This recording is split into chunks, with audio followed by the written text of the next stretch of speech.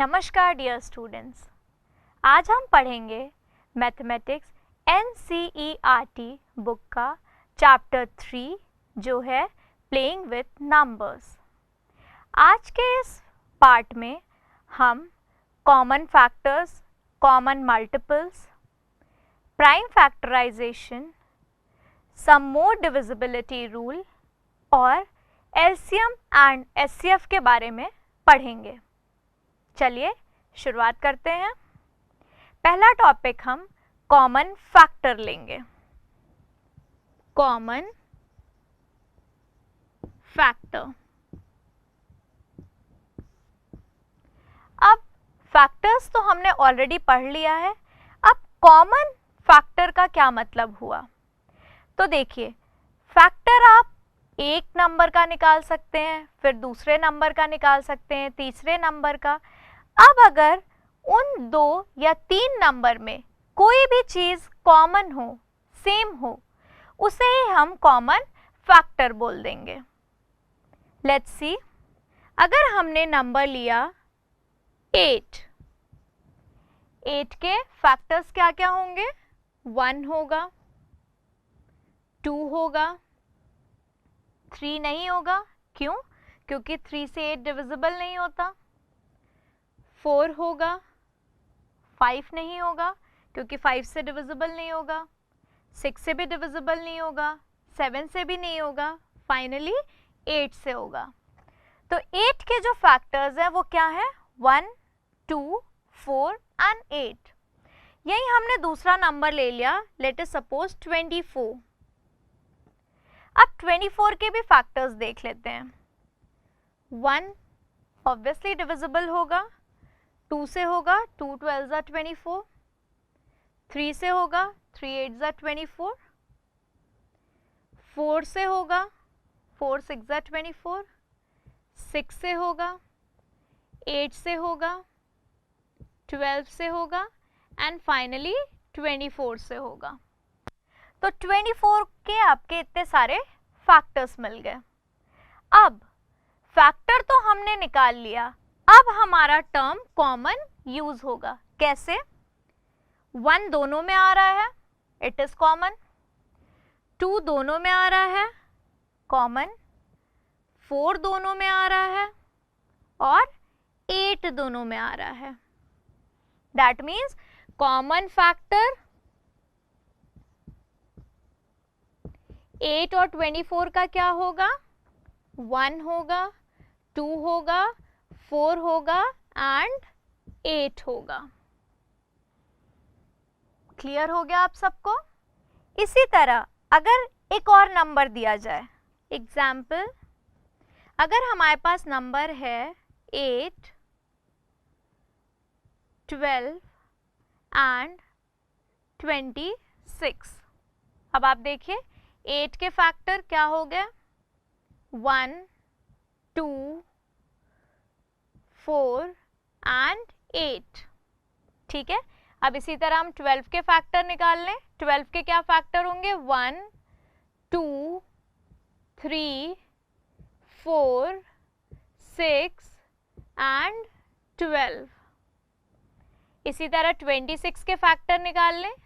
1, 2, 13, 26। ठीक है, अब यहां पे हमें देखना है तीनों नंबर्स के जो भी कॉमन फैक्टर होंगे। सो 1 इज अ कॉमन फैक्टर, दिख रहा है। 2 इज अ कॉमन फैक्टर। अब देखिए 4 और 4 इन 2 नंबर के पास तो हैं, बट इसके पास नहीं है, उसको हम कॉमन नहीं मानेंगे। क्यों? क्योंकि वो तीनों में कॉमन नहीं है। तो यहां पे हमारा कॉमन फैक्टर क्या हो गया? 1 एंड 2। फाइन। अब एक और एग्जाम्पल लेते हैं और उससे मैं एक और कॉन्सेप्ट आपको बताती हूँ। अगर हमारे पास नंबर है 3 और 5, 3 के फैक्टर निकाल लेते हैं। 1 है एंड 3 है। ठीक है, इसी तरह 5 का फैक्टर निकाल लें। 1 और 5। अब अगर आप यहाँ कॉमन फैक्टर देखें 3 और 5 का, सिर्फ और सिर्फ 1 आ रहा है। कॉमन फैक्टर क्या आ रहा है? सिर्फ 1 आ रहा है। जिन भी नंबर्स का कॉमन फैक्टर सिर्फ 1 आता है उनको हम बोलते हैं को प्राइम नंबर। क्या बोलते हैं? को प्राइम नंबर्स। क्लियर? अब एक और एग्जाम्पल से आप समझ लीजिए। अगर हमने नंबर लिया 14 एंड 15, 14 के फैक्टर लिखें 1, 2, 7 एंड 14। इसी तरह 15 का फैक्टर लिया 1, 3, 5 एंड 15। तो यहाँ पे देखिए सिर्फ 1 कॉमन फैक्टर आ रहा है और कुछ भी कॉमन नहीं है, सिर्फ और सिर्फ 1 है कॉमन फैक्टर। सो 14 और 15 कैसे नंबर्स हो गए? को प्राइम नंबर्स। तो जिन भी नंबर्स का कॉमन फैक्टर सिर्फ और सिर्फ 1 होता है उनको हम बोलते हैं को prime numbers. I hope this is clear. Okay, अब हम बढ़ते हैं कॉमन मल्टीपल्स पे। Common multiples. अब कॉमन मल्टीपल्स की अगर हम बात करें, same as it is multiple निकाल लेते हैं। फॉर एग्जाम्पल हमारे पास नंबर है 8 और 4।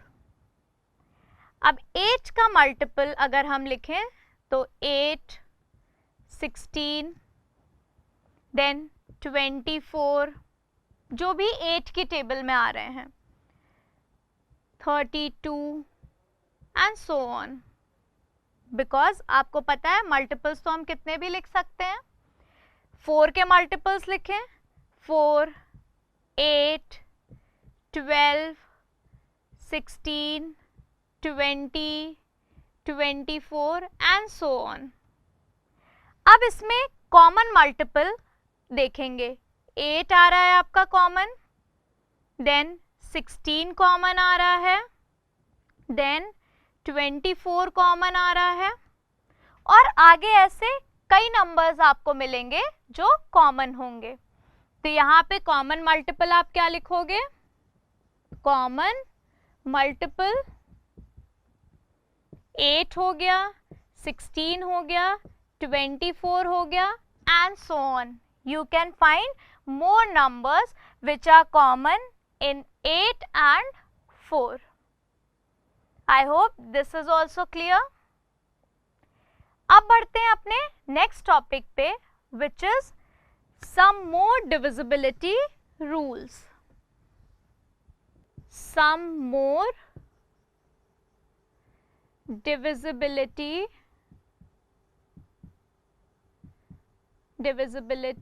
rule. Let's check out the first rule. If a number is divisible by another number, then it is divisible by each of the factor of that number. अब हम इस statement को समझ लेते हैं। If a number is divisible by another number, तो हम example ले लेते हैं। लेट अस सपोज अगर नंबर है 24 और लेट अस सपोज ये डिवाइड हो रहा है 8 से। आप देख सकते हैं 24, 8 3 are 24, रिमाइंडर 0 आ रहा है, that means 24 is divisible by 8. Fine. So if a number is divisible by another number I have taken, then it is divisible by each of the factor of that number. क्या मतलब हुआ कि ये वाला जो number है जो 8 से डिविजिबल था, अब मैं 8 के फैक्टर्स अगर निकालूं क्या होंगे? 1, 2, 4 एंड 8. तो ये जो 24 वाला नंबर है वो इन सारे नंबर से भी डिविजिबल होगा ही. ठीक है, आप चेक कर सकते हैं 24 1 से डिविजिबल होता ही है. 24 नेक्स्ट फैक्टर 2 है, 2 से भी डिविजिबल होगा. 24 4 से भी डिविजिबल होगा और 24 8 से ऑलरेडी दिया ही था. तो अगर कोई नंबर डिवाइड हो रहा है किसी नंबर से तो उस नंबर के सारे फैक्टर भी उस पूरे नंबर को डिवाइड करेंगे. आई होप आपको ये बात समझ आ गई होगी. अब हम बढ़ते हैं अपने नेक्स्ट डिविजिबिलिटी रूल पे. हमारा दूसरा डिविजिबिलिटी रूल क्या है? If a number is divisible by two co-prime numbers, two co-prime numbers, then it is divisible by their product also. अब हम समझ लेते हैं कि इसका मतलब क्या है. If a number is divisible by two co-prime numbers, तो आपको पता है co-prime numbers क्या होते हैं? ऐसे नंबर्स, ऐसे भी दो नंबर्स जिनका फैक्टर, जो भी कॉमन फैक्टर है वो सिर्फ और सिर्फ 1 है, ऐसे नंबर्स को हम को-प्राइम नंबर्स बोलते हैं. एग्जाम्पल से देख लेते हैं. लाइक 3 एंड 5, ये आपके क्या है? को-प्राइम नंबर्स हैं. क्यों? क्योंकि इनका कॉमन फैक्टर जो है वो सिर्फ क्या है? 1 है. तो स्टेटमेंट में आगे क्या बोला गया है? Then it is divisible by their product also. तो जो भी नंबर हमने लिया, लेट अस सपोज हमने 60 ले लिया. अब 60 3 से डिविजिबल है. 3 20s are 60. 60 5 से भी डिविजिबल है. कैसे चेक करेंगे आप? 60 5 1s are 5, सब्ट्रैक्ट किया 1, 0, 5 2s are 10, सब्ट्रैक्ट किया 0. That means 12 times. देन ये जो नंबर 60 था वो किससे डिविजिबल होगा? इनके प्रोडक्ट से. प्रोडक्ट का मतलब मल्टीप्लाई. 3 5s are 15 होता है. 60 15 से भी डिविजिबल होगा. आपको पता है 15 4s are 60 होता है. तो आपको ये ध्यान रखना है कि अगर कोई भी को-प्राइम नंबर है, ठीक है, वो किसी नंबर को डिवाइड कर रहा है तो उन को-प्राइम नंबर का प्रोडक्ट भी उस नंबर को डिवाइड करेगा ही. एग्जाम्पल हमने देखा था 60 के लिए. I hope this is clear to you. Let's move on to our third divisibility test. Third point. If two given numbers are divisible by a number, then their sum is also divisible by that number. अब हम समझ लेते हैं, अगर दो number हमें दिया है और वो किसी एक नंबर से डिविजिबल हो रहा है, तो अगर उनको हम ऐड करेंगे तो वो भी उस नंबर से डिविजिबल होगा. फॉर एग्जाम्पल, अगर मैंने लिया 4 और 12, ठीक है, आपको पता है ये दोनों नंबर 2 से डिविजिबल है. 4 भी 2 से डिवाइड होता है और 12 भी 2 से डिवाइड होता है. तो इनका डिफरेंस क्या होगा? 12 माइनस 4 दैट इज 8. तो जो आंसर आएगा वो भी गिवन नंबर से डिविजिबल होगा, और गिवन नंबर हमारा 2 था, दैट मीन्स 2 से डिविजिबल होगा ही. एक और एग्जाम्पल से आपको समझा देती हूं. फॉर एग्जाम्पल,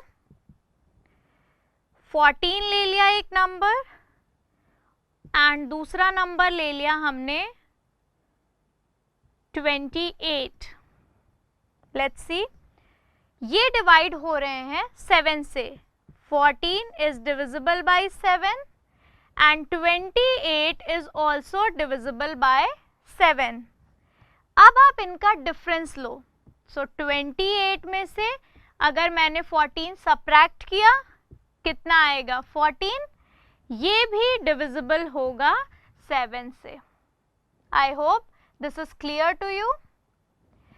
तो आज हमने इस पार्ट में कॉमन फैक्टर और कॉमन मल्टीपल्स के बारे में पढ़ा. फिर हमने कुछ और डिविजिबिलिटी रूल देखे. अब हम अपना आगे का कॉन्सेप्ट नेक्स्ट पार्ट में पढ़ेंगे. धन्यवाद.